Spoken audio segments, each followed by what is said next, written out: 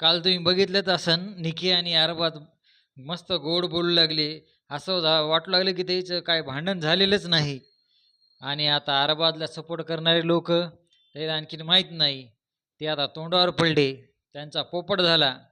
कारण की हे दोघं एक होणारच आहेत. आणि ती मग काय म्हणली निकी, "मला फक्त तुझ्याशी घेणं-देणं आहे. बाकीच्या घरच्याचं काही नाही." अरबाज हे असं आणि त्याला दुसऱ्या घरच्याच्या काय म्हणतात, बाकीच्या सदस्याहून काय घेणं-देणं नाही त्या दोघायला. निखिलला तर काहीच घेणं-देणं नाही कुणाहूनच. माहीत आहे का? फक्त ती गेम खेळायसाठी आलेली आहे. नाहीतर ती वोटिंग लाईन चालू ठेवली ना, तर निकी घराच्या बाहेरच आहे. त्याच्यामुळं बिग बॉसनं काय वोटिंग त्याच्यामुळंच बंद केली काय की वोटिंग लाईन. नाहीतर निक्की पहिल्यांदा घराच्या बाहेर नीट कुणी वोट करत नाही तिला. 24 तास आरडा-ओरडायली ती. पागल झाली ती बिग बॉसमध्ये ती.